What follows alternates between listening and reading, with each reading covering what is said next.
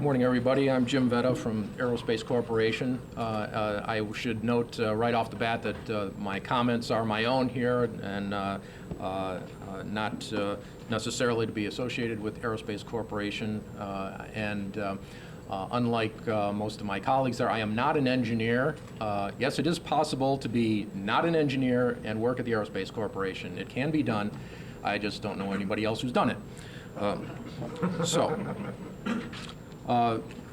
We often like to look back at our awakening moment when we first became enamored of space and what really got us hooked on this. For me, it was Alan Shepard's Mercury flight back in 1961.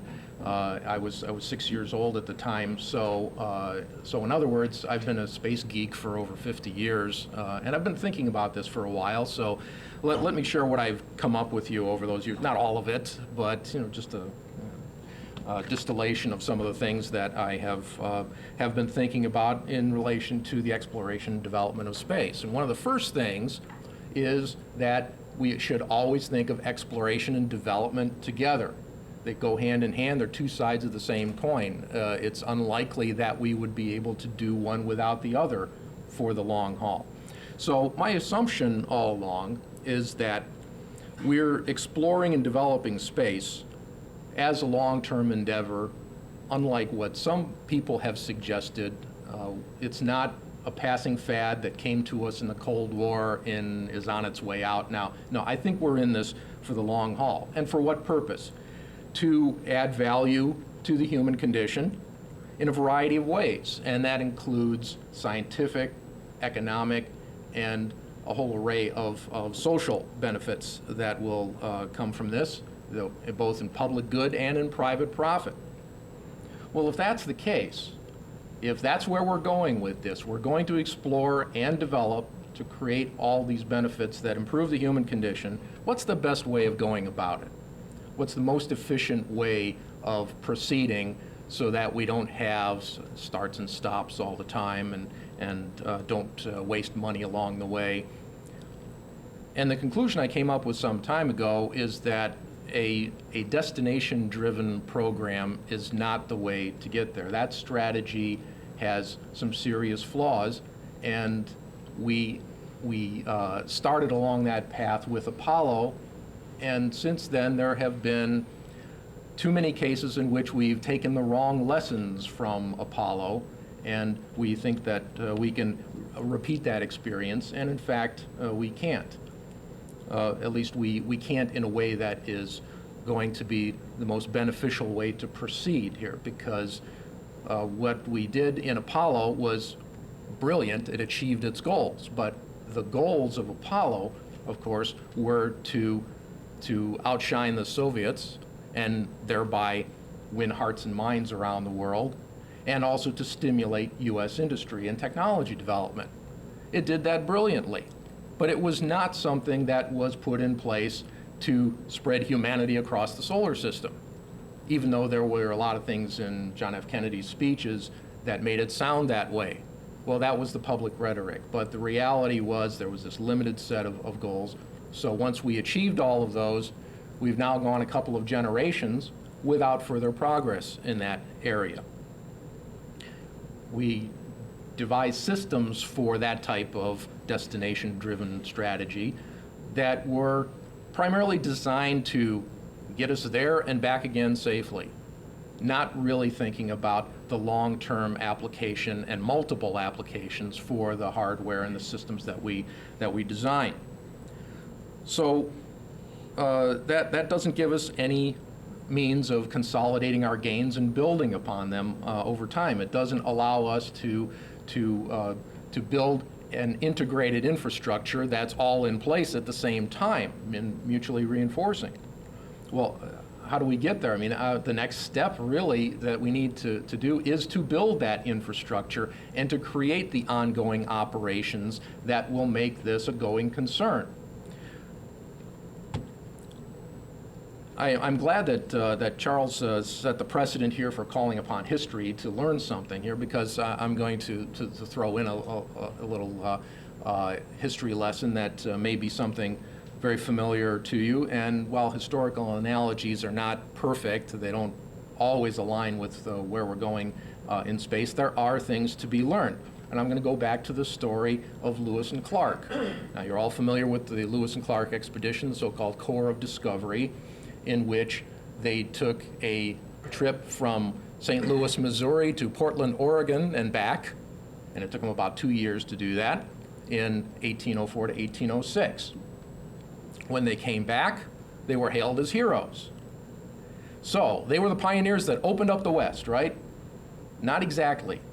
Didn't work out that way. And in fact, they were quickly forgotten, and we know them so well because they didn't start really appearing in American history books until the centennial of their expedition.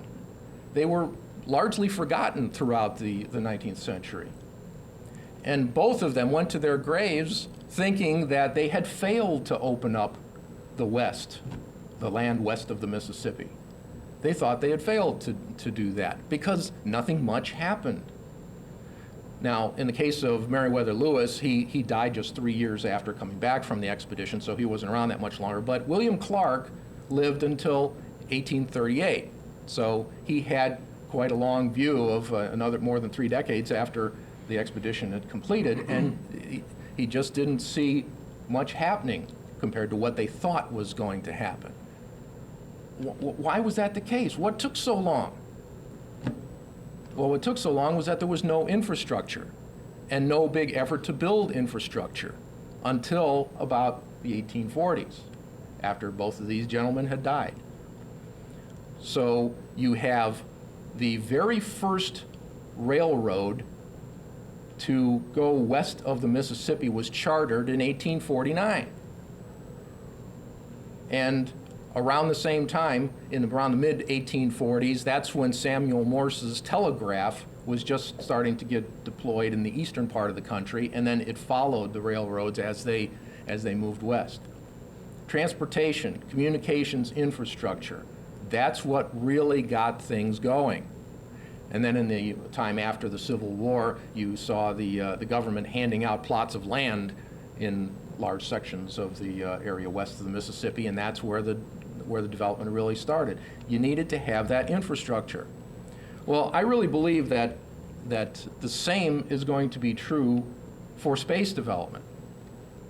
Now today, we have a lot of Apollo astronauts and others who came of age during the Apollo era complaining that, well, why haven't we moved faster?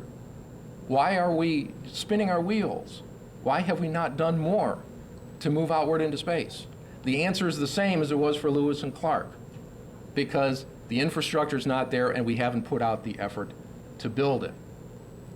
So that's got to be the next thing that we do. We have to answer some of the big questions about what we need to do in this next era of development. And the way I like to think of it is to divide it up into stages, in which the first stage is where we are at right now, which I call space as a training ground. We've been there for half a century now, and we're going to continue to be there for a while, so that we can learn the ropes of how to behave in space, how to stay alive, and what systems are needed to give us the services we need. The next stage after that is not jumping off to increasingly distant targets to send people. The next stage is to turn cislunar space into an industrial park. That's where we're going to have the real learning experience, where we will develop the integrated systems to keep us going up there and create value there, and actually figure out how and why we're going to go on any further.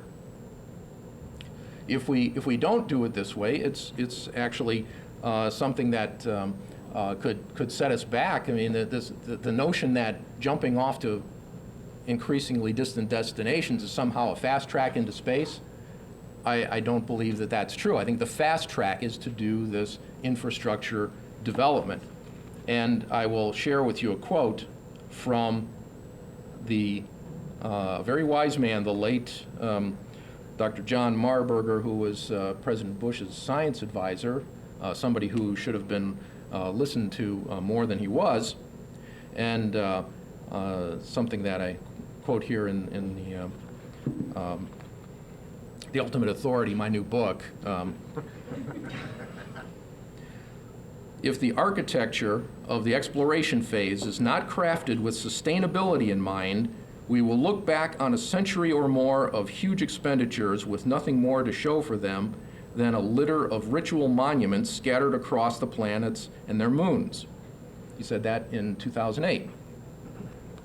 I think he's right, that we don't want to do this like an athletic competition where you have this finish line, and when you reach the finish line, you collect your gold medal and everybody cheers for you, and then everybody goes home and nothing much happens after that. We want to have things that have staying power. So let's get out there and answer the questions that have been with us for a long time but still have not been answered. Like, can we live off the land out there? And that means that if, to again use an analogy of settling the Old West, if you had a wagon train going out to the west and one of the wagon wheels broke, what do you do about it? Do you say, okay, I'm going to sit here and wait until somebody sends me a replacement wheel from St. Louis or Chicago in about 2 years? No, that's not the way you do it. You set up the infrastructure that you need along the way to repair or replace the wagon wheel right where you're at. We can't do anything like that in space right now.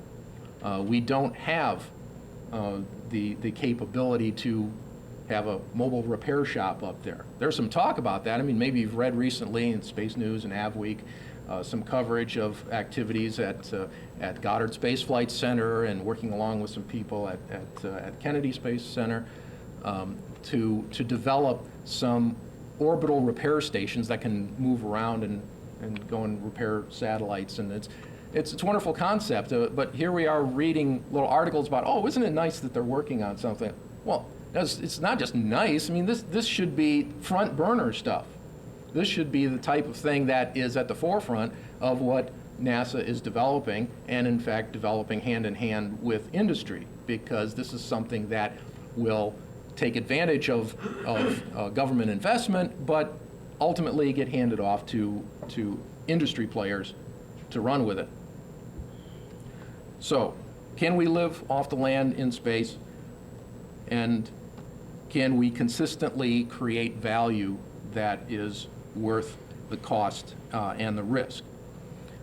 So we have to do integrated systems, and not something like, okay, we build a space shuttle, and we use a space shuttle to build the space station. Then we shut down the space shuttle. Then we got the space station for a while, and then the next step is, whatever it is, whether it's satellite servicing or on-orbit fuel depots or you name it. Okay, then we start building that, but then we shut down the space station. So as we get components of a system up there, they die off before the next component is ready. You never have an integrated system that allows you to reach some critical mass of activity in space. And by the way, I think that the idea here is not to perpetuate this notion that space is special. Everything that we do is special. No, we should be trying to move beyond that and say, space is mainstream. Space is something that we routinely accept as part of human activity, not this notion that we're always special. Because if you're special, people are going to say one of two things. Either, well, if you're special, then you're something we can cut. Or, why are you more special than I am? If that's the approach, then being special is not helpful. We want to be mainstream. So that means we have to come up with these means of on-orbit repair and refueling and repositioning of the assets there, cleaning up the debris hazards, finding out how well we can protect against the natural hazards, especially in the case of human space flight, the radiation hazard. And of course, the harvesting of material and energy resources in space. So we can't always be hauling everything we need up from the Earth. That's not a sustainable way to go. And we also have to expand the systems that we do have in the the standard applications that you all know so well, communications, navigation, and imaging, which today are all pretty much directed at the Earth. And as we expand outward, we're going to have systems that are functioning in these areas that are good for lunar exploration or activities at Lagrange points. We don't have ComSats or GPS designed to do those things efficiently right now. There's going to be a need for that in a much wider area of activity. Well, what's going on in the thinking of across the space agencies of the world now?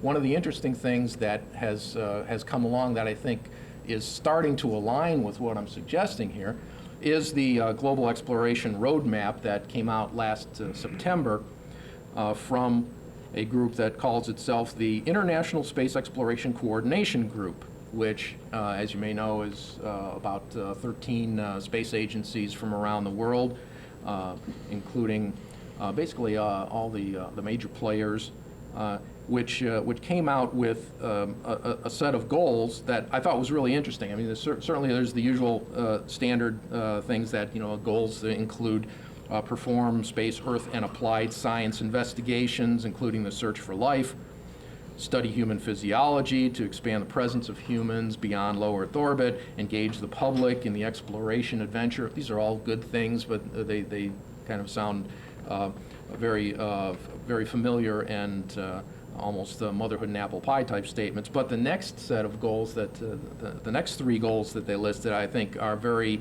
applicable to what I've been saying here. Develop capabilities and infrastructure for off-Earth operations. Well, that's good to hear that these agencies get together and say that they recognize that we need to develop capabilities and infrastructure. Good. That's a good step towards stage 2, that industrial park in cislunar space that I've mentioned. Support commercial entities as they create new markets that bring benefits to all humankind. Good, yes, you have to bring in the commercial players because you need their investment, you need their expertise. Ultimately, they've got a lot more money to put into this than the governments do.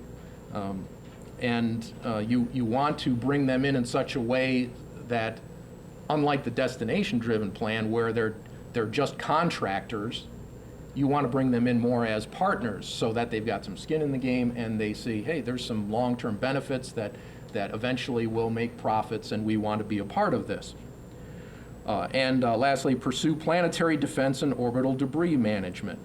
So I thought the last 3 points that they made in there in the goals were very interesting, and in a sense, this may be a bit of a breakthrough for the consensus building internationally that we need to move ahead.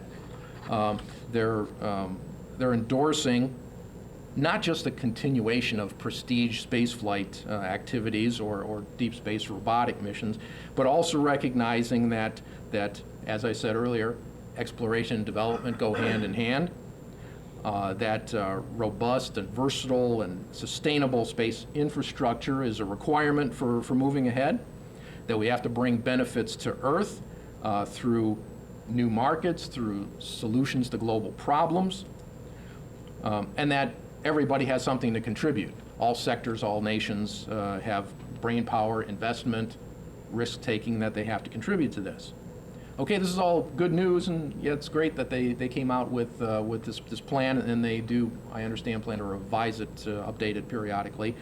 But one of the things that I was disappointed in that global exploration roadmap was the fact that even though they talked about capabilities the way that I believe we should, it still had all the trappings of a destination-driven strategy because all roads lead to Mars. And there were 2 alternative paths that were suggested there. They gave nice long names here.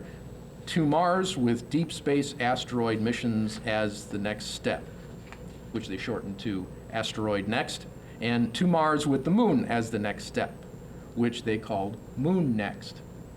Well, I suggest that there should be another option that should be among those, and and I will call it, ready for my long name? Here it goes. Develop cislunar space to bring benefits to Earth and prepare us for our leap outward to the rest of the solar system. That's kind of long, so let's call it cislunar next. Now this would de-emphasize the idea of destinations for humans beyond the moon for the time being, and make the capabilities, the infrastructure, the experience building the top priorities. All the kinds of things we've been talking about a long time, the dealing with the radiation problem, on-orbit servicing, some standardization of spacecraft interfaces, interorbital transportation, on-orbit fuel depots, materials processing in space, use of extraterrestrial resources, and then, as I mentioned, some of the utilities in space, the comm, the nav, the space weather. So, again, as I said before, that this is not a go slow approach because we're not shooting for more and more distant targets. This is actually the fast track to doing this for keeps, and making sure that we are better able to achieve success and better able to keep sustaining what we're doing, and we'll be bringing on the commercial sector as indispensable partners and maybe even leaders in some areas, because that's where the real money is. That's what's going to pay for all of this.